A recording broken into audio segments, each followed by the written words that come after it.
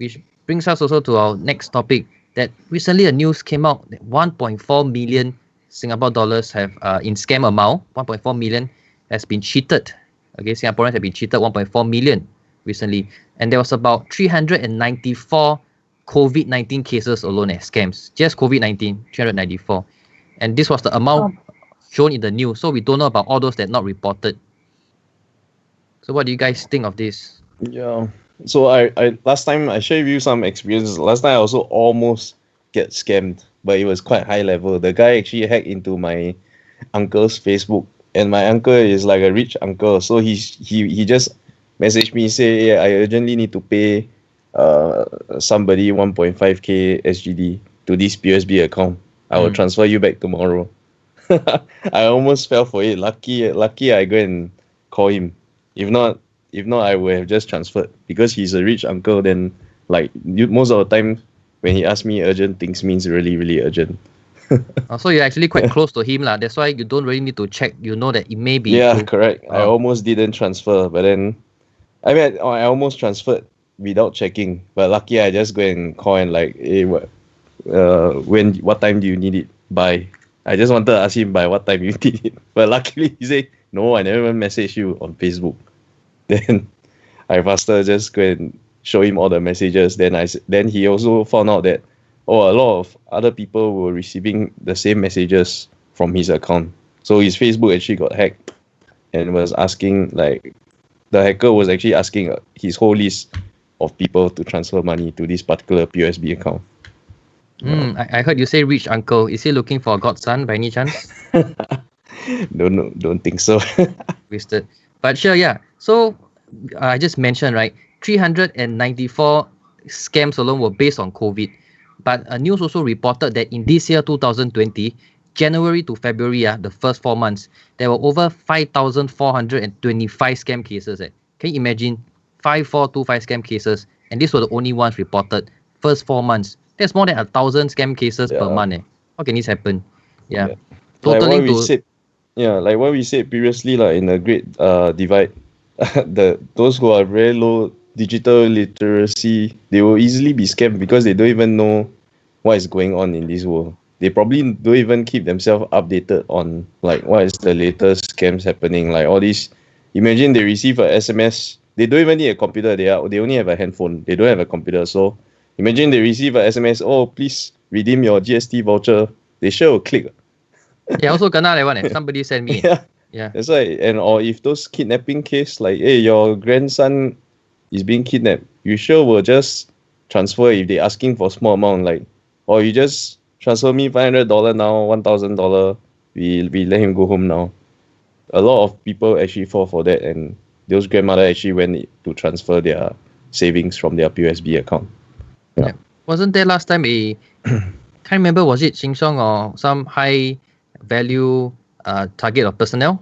The grandma got kidnapped and the people were extorting for money, eventually got caught. Yeah, can't remember about that, but that was a big news that time. Sarah, do you hear any of this before? Or do you have any friends that experienced all this before? You mean scamming? Yeah, like those POSB scams, those kidnapping scams, or those grandmother getting scammed. You heard of all those, right? I think one of my relatives, I think two of my relatives, not one, two of them, this scammer called their phone, mimic the son's voice, and they panicked. They were like, oh my god, what should I do? Then they call my mom. Then everyone is like, oh no, I need to go to the school outside, secondary school, right? Go outside and wait. And then the son didn't pick up the phone, and then they get very concerned, right? Because it was an anonymous phone calling. But I think end up, don't know, a few hours later, the son called back lah. So the mom was like, okay, next time must be careful to all this lah. She really almost like, oh, the person want money. Are we supposed to transfer? Then I don't think so lah. Honestly, try to do some check first. Yeah, the sound and the voice might not be really the. Or you haven't seen high level yet. You can use the son's exact handphone number and call you and SMS you. Oh my god. Yeah. And imagine he's during class, he won't be able to pick up your call. Let's say it happened at like 10 a.m. when he's in school. He's not going to be able to pick up your call. So imagine you receive a call from there and it's mimicking your son's voice and saying that, hey, please transfer money. If not, they won't let me go. Yeah. Oh my God. That's Surely will scary. transfer. Yeah. There's Yeah. actually something that hackers will use to phish, and it's called spoofing. So hackers can easily spoof mobile numbers or even to send you SMS. So within a matter of minutes, we did this live hacking demonstration. Myself and Dexter last year we were invited to Echelon, the event by E27. So we went on stage. We did a live hacking demonstration. We randomly asked for audience participation, raise their hands, we pick someone. So person A gave us a name card, person B gave us a name card. And then in 2 minutes, we used our laptops and handphones. And then they were amazed when person B's phone started ringing and the number on it was person A's number. And he doesn't even know person A. And person A verified, hey, that's my number. How come my phone is calling you, but my phone is not even, showing that it's on. And then we're also able to send SMS from anyone's number to anyone. So can you imagine the kind of damages and dangers and also email. So we use the email from their name card and email ourselves and said that their company is closing down, so we cannot pay money. all this was And they for were shocked. educational, of course for educational to show them how easily matter of minutes someone can use your number, send out. So imagine some evil hacker, he's jealous of your relationship, for example. He can spoof your SMS sent to, let's say if you have a boyfriend, right, Sarah, then a hacker can use your number sent to your boyfriend and say, I miss you dear, see you in 5 minutes. And your boyfriend thinking, you just went out to work, who the hell are you messaging, then this will cause a lot of trouble for you already. So there's a lot of dangers to this, not only for it can be used for scamming, I mean. I have another case study to share, but this one is not relevant to phone number or emails. It's relevant to social media. So I had one case which I shared on my Facebook and LinkedIn, right? It's Stop Digital Scams. So there is this particular lady. How I came to know she's a lady because another victim told me she's a lady. So what she did is she impersonate my account, my social media account. And then she add all my friends because my social media is a public account, right? So she add all my followers, add all my following friends, right? And she asked them to send them their phone number. So then you know what is the funny thing? What?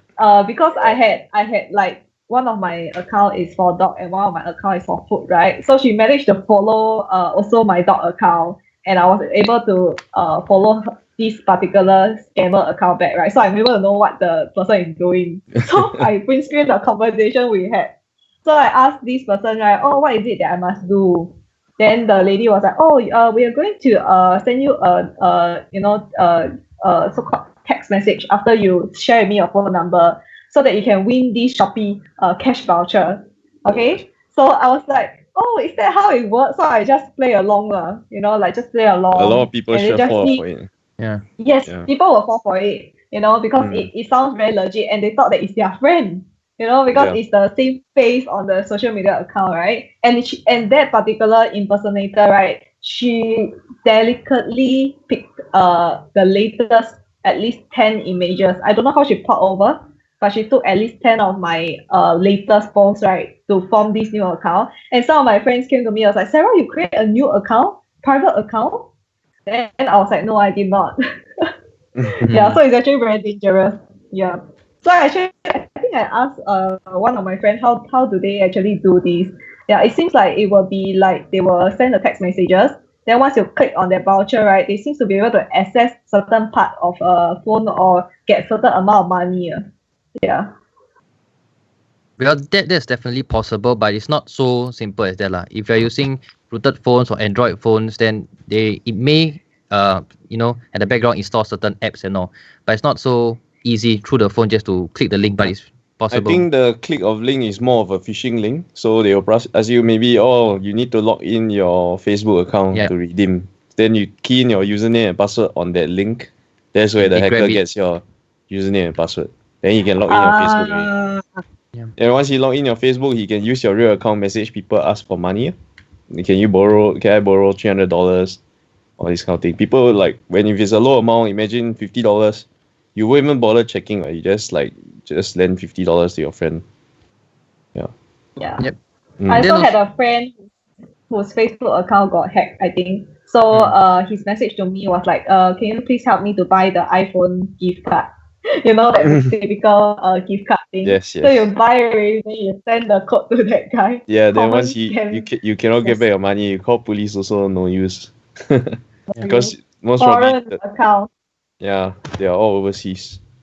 And Sarah, just now you asked, you were thinking, how is someone able to steal all your profile pictures, your latest posts, and your text, all right? So first, if your privacy settings you set as public, you mentioned it's public, so anyone can see your profile, correct? Yeah. Yeah. So if anyone can see your profile, you just have to go to your image, right click, save target as or save image as. They download your picture. They just copy paste your exact text. Then they can just replicate your account, slowly create post by post. They can backdate the post, try to imitate it's you, but it's actually not you. So it's actually not difficult. So your privacy settings also play a part on your visibility, who can see you. So after this incident, do you manage to change your privacy settings?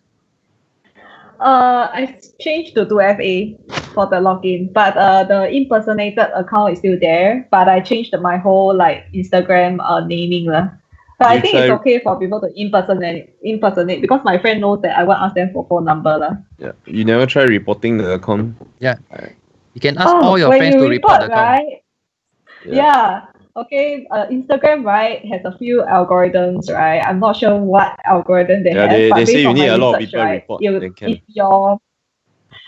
you need a lot of people to report. Firstly, you must be a public figure. If you put as a public figure, the chances of you getting kind of like having this thing cancelled is higher. Thirdly, is you need to get verified. So the funny thing is because, right, okay, so this is something very, very interesting. If you don't have 1.5k followers, right, the chances of you getting verified is very low. Or should I say it's not even possible. So it's like even if you scan your IC already, okay, I did scan my IC for the date only, I cancel the other information at the date of birth, and I put my face, right, I wasn't verified also. So Instagram has their own set of algorithms. It's not that easy to get a impersonated account off. Yeah. Correct. So if you have friends who are blah blah one, right, you have blah blah friends, right, and you know that some of your friends are not into this kind of thing, right, just tell your friends that every time when they ask a phone number or ask for money, right, just use other social media to do a double check. For example, WhatsApp or text messages, or give a call just to check. Because I did that for my Facebook friend. Yeah. So I WhatsApp him. Call. Yeah. The best is really just give a call, not go and message on other social media, because maybe other social media get compromised as well. They probably use the same password for Facebook, LinkedIn. I think majority of Singaporeans is definitely guilty. Their email also probably use the same password. So the guy have access to all your accounts.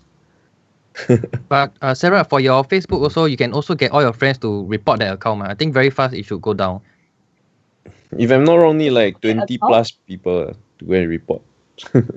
Facebook, I think I got about 10 plus friends to report. No, the Facebook one is my friend's Facebook. He PM me. Oh. And then I WhatsApp to check, is it true that you need a gift card? How come you asked me for a gift card? And he said, I didn't do that. So I know it's like his account is hacked.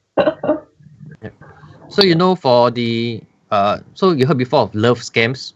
Maybe it's originated from Nigeria. You heard before love scams? You mean the dating? You mean the dating applications or? No, love scam. So basically, like you mentioned at the very start, someone meets you over, let's say Tinder, then fake profile, everything, may be in Singapore, may not be in Singapore. He sweet talks you, and then in the end he asks you for money to help out his family, or he get into a difficult situation, or his salary haven't come, or like the most common is use those gift cards, eBay, Amazon, iTunes. So when you transfer them the credits ready, then they disappear and they can spend it outside. So actually, if you would think that actually it's quite common. I heard of this a few years ago already, and all my friends I talked to also know. But actually, till now, it's still a very lucrative market. It's millions of dollars being scammed every month. Seriously? Yeah. I think I read an article about a guy who got cheated like 300k or something. Yeah. I was like, 300k? That's so dumb. Sorry to say. There's even rich Thais get scammed on the thing, and they also got 6 digit. They also transfer 6 digit to a guy. Oh my god. And the funny thing, I see it on the news, the guy not even handsome. How he managed to scam the money, I also don't understand. You must understand there's a lot of lonely people in the world, like me. A lot of lonely people. So, when someone comes along, then they try to sweet talk you, then you feel good about yourself, self-esteem goes up, no one treat you this way before, and then you never think straight. Love is blind, guys. So, yeah, money goes out. Yeah. It's high level social. Are you trying to hint that you are single? Allah is married already. I just say I'm lonely. Yeah.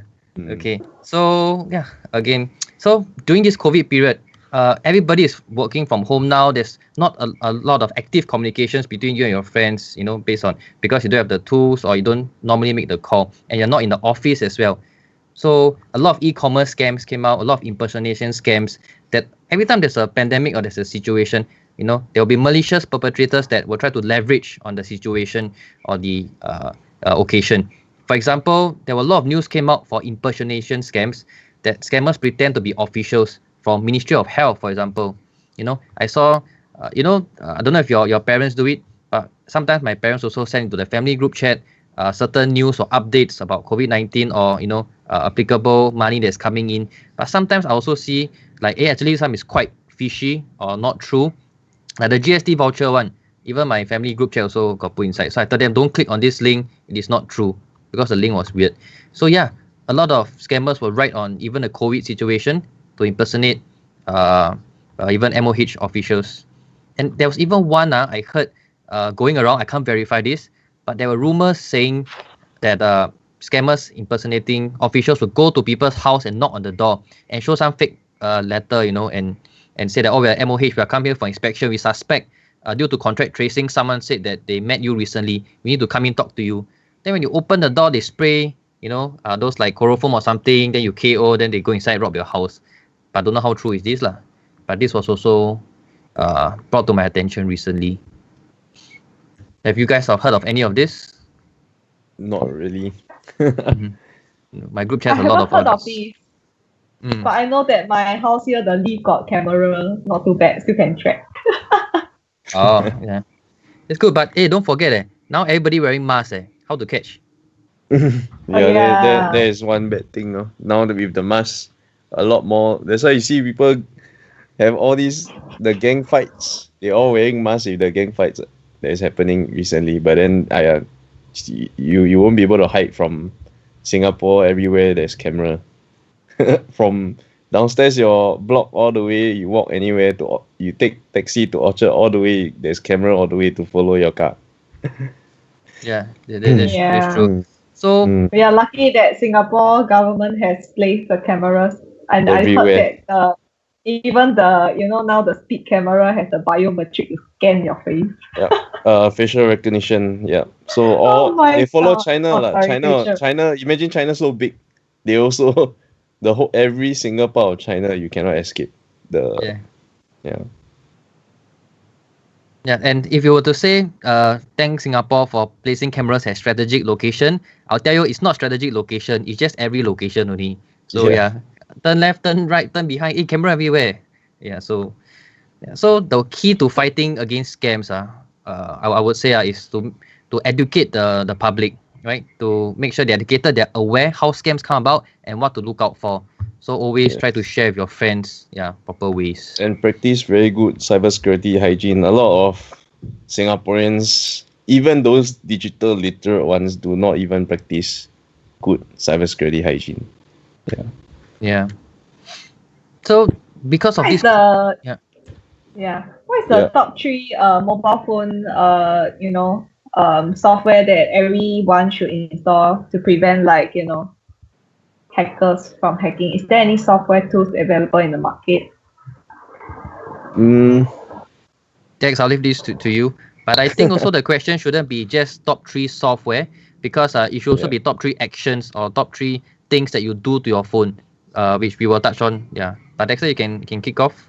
Yeah, so actually the first 3 things to do is actually not really to install software. It's actually to make sure your account is using a strong password firstly, because let's say if you're using a Google phone, you will be using your Google account. If you're using Apple iOS phone, you will be using your your App Store account. So all these email and password, make sure it's strong password. You're using a strong password and not using the same password across all your other social media accounts. Because if let's say somebody hack your social media account, they have access to your this phone account. They can even track where you are as well. Yeah. So first thing is to make sure you have strong password. Make sure, actually best practice is even to change the password often. Every 3 months change it, or even every month if you can. But Yeah. nobody, a lot of people don't bother. A lot of so people don't hassle, practice. Yeah. So, and make sure the find my phone function on both iOS and Android is enabled, so that even when you lose your phone, you will be able to at least find where your phone is and remotely wipe your phone. That's the most important. Because when you lose your device, first thing some people will actually try to steal your data that's located inside your phone. So you can see like all the celebrity phones, they actually give their phone to the repair shop, and the repair shop is the one is actually leaking your data. Yeah, I think there were few incidents that I would say even celebrities are guilty of that. Maybe their personal, adult videos, naughty videos got leaked to the public because the handphone repair shops went to sieve through all the files and videos. And That's scary. Yeah.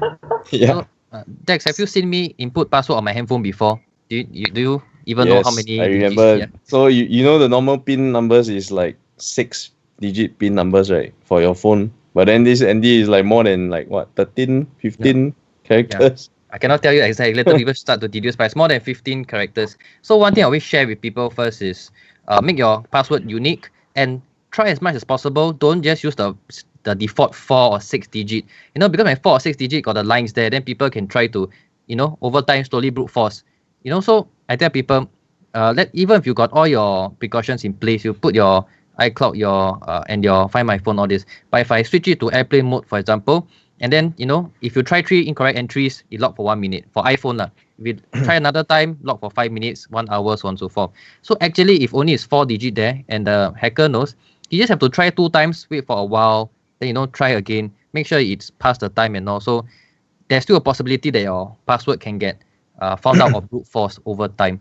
So what I always suggest to people is use the alphanumeric version of the password that you can set. Go into your settings, choose the format for your password to be alphanumeric, and there's no lines or indication to tell you how many digits it should be. So something that is unique to you, both consists of numbers and letters, that'll be very hard for any hacker to try to find out your password. Even if someone looks over your shoulder, they see you press here, press that, press this, press that, they confuse also, cannot even remember. So yeah, that's one way. And make sure you encrypt all your sensitive data. Let's say you've got PDF that is sensitive or Microsoft Word files. Please make sure you password protect it at least with a strong password to that particular file. Yeah. So people access to your phone, they cannot open the file because you need a password. Yeah. Even if it's in your Google Cloud, whatever, on your phone, but they still cannot access. Cannot open the file. Yeah. And then do you guys hear about the? Sorry, did we answer your question, Sarah, on the things that you can do? Yeah. That one is very useful. Actually, I don't practice that. I only install like an antivirus software. That's it. Oh, the antivirus software doesn't protect your data. It only protects you from virus. Yeah. But the one thing that I also learned is because for forgetful people like myself, right? So like if you're forgetful, some benefit of being forgetful is you change your password almost every 3 to 5 days because you forgot, right? Sure. But the danger is the mailbox, right? That you use to reset the password. That one will be the danger part because when you want to reset your social media, it goes to your mailbox. So mailbox, I think the password has to be as complicated as many as those like weird characters, and then it's hard for others to really guess. That will be the best. Yeah, so the best is actually use password manager and then get the password manager to generate the strong password for you. And then you can always change new password using a password manager and ask it to regenerate new password for you. Yeah, it will generate a random, complex, alphanumerical plus symbols password. Where you all cannot the get combination crossed. there. Yeah. But I have a question here. What? Will password manager be hacked? Favorite question that everybody asks. They say, for convenience, I use the password manager. But then what if the password manager itself got hacked? Then all our password, all one shot already given to the hacker, ma. Yes. So you have to trust the security of the password manager. They are paying big bucks to ensure that their security is top notch. They're continuously doing pen testing, so penetration testings against their systems using the latest algorithms and encryption standards to protect all their users' passwords and data. So you have to trust them, no? The benefit of the doubt. We always tell people it's easier to hack you than hacking the password manager. If you're gonna rely on a password where your own human brain can remember, the computer will be able to easily brute force your password. Suddenly this reminds me of something. I think I haven't thought about this for a very long time. I still remember in Poly, I was from Nanyang Poly. I was studying digital media and games design course. And then there was one time that I think in year one, a very long time ago, some of my friends found out how to, because we just started to learn coding, website coding in our first year course, and then we could replicate, or rather one of my friends replicated the MSN. Yeah, it was called MSN, the messenger site. And then of course the URL link is different, but then he replicated the MSN site, so it was then a phishing link actually, So we gave to one of our friends to ask her to sign in. I think I got some problem signing in. Then she signed in her username and password, and then my friend could retrieve it from the back end. That was very primitive back then, but thinking now actually that is also phishing. Then my friend went into her inbox and saw all the stuff and he was sharing around. It was very mean, shouldn't be done, of course, but we were all very young back then, and actually to think about it, it was also how phishing came about. Yeah. During that time, phishing was already very popular already. Because it was even easier to clone previously than now. Yeah, the MSN site only had that one MSN picture there, the logo there, and then email and password at the right side. Yeah,